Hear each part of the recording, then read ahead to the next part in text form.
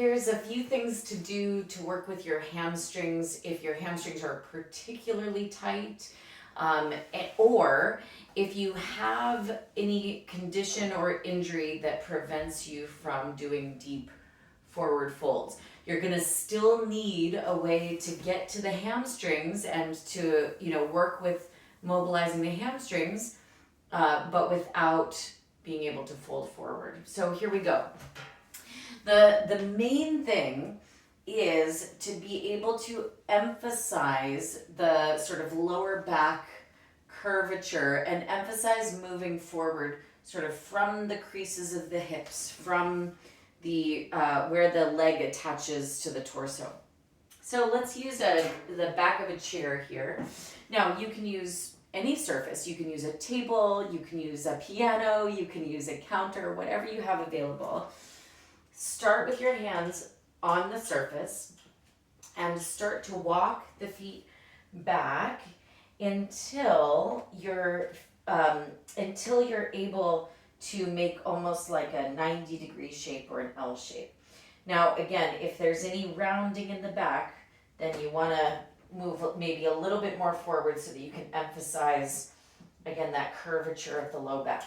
So just go back as much as you can while maintaining that low back curvature.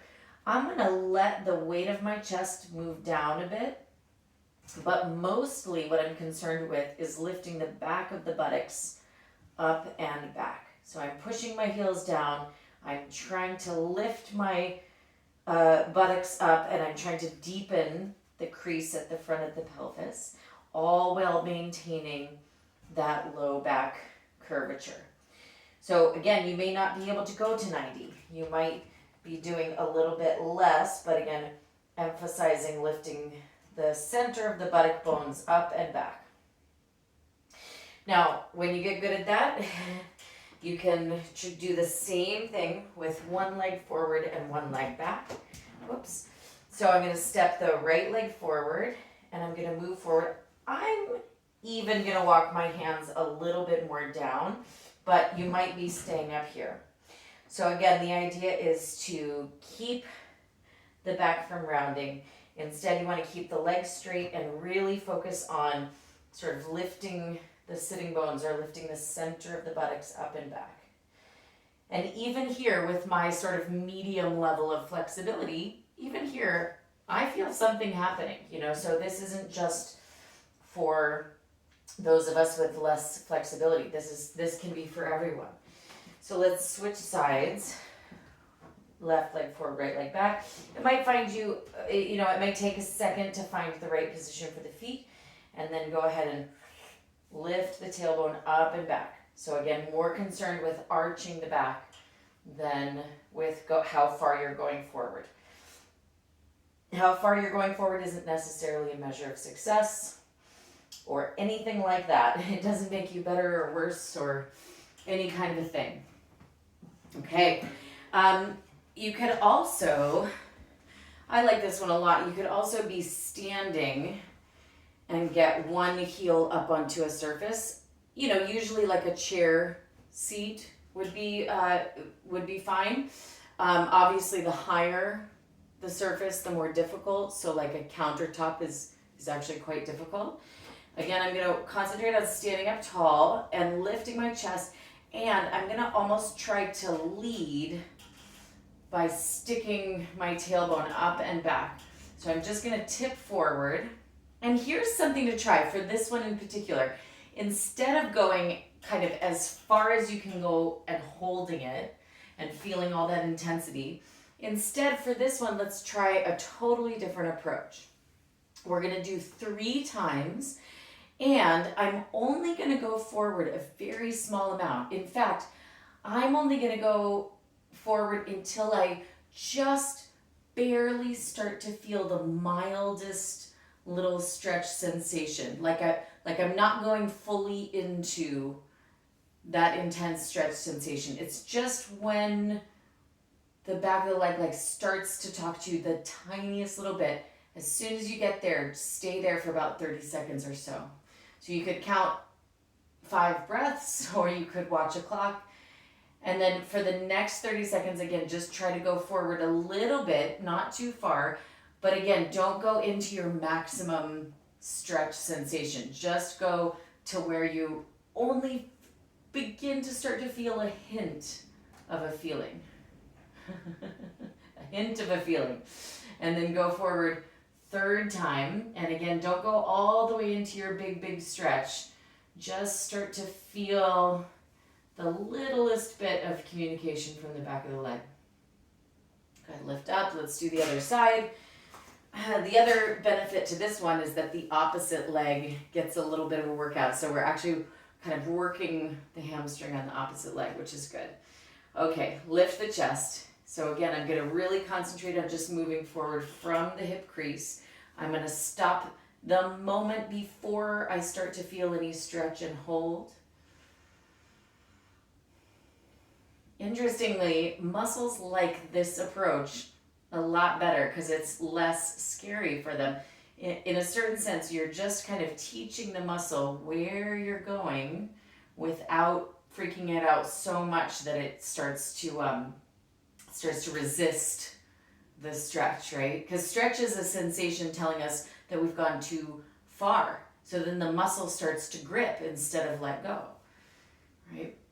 So here we go, third time, going forward a little bit more.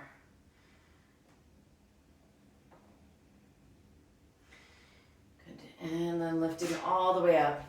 And then the last one, which is by far the most helpful hamstring opener, especially for the really stubborn hamstrings, is sort of a version of legs up the wall, but with only one leg up the wall. So I'm going to switch the camera angle so that we can take a look at what that looks like.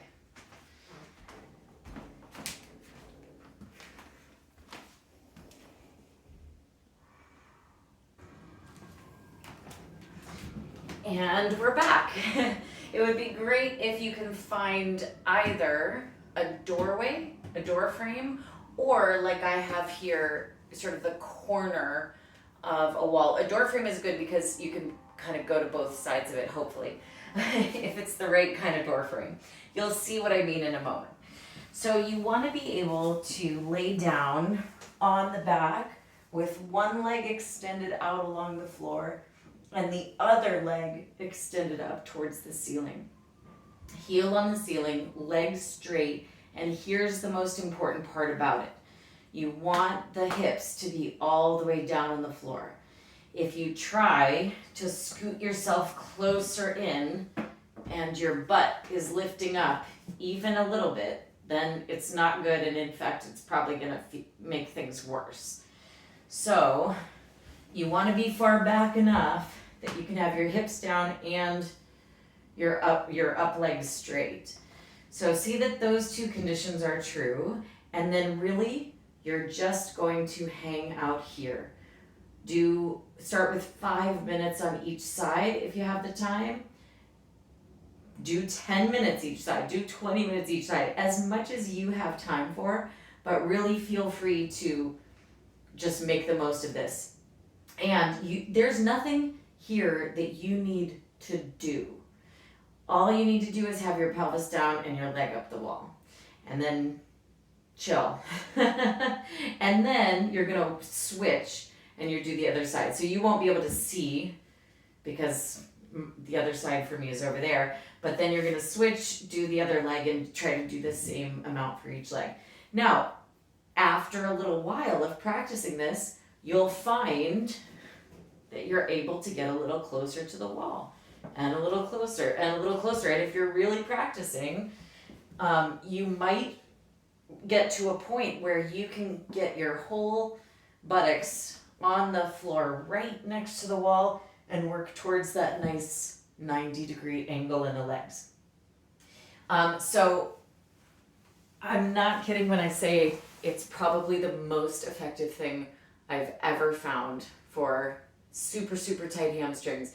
And I know when you first do it, it won't feel like you're doing very much, but trust me, you're doing a lot.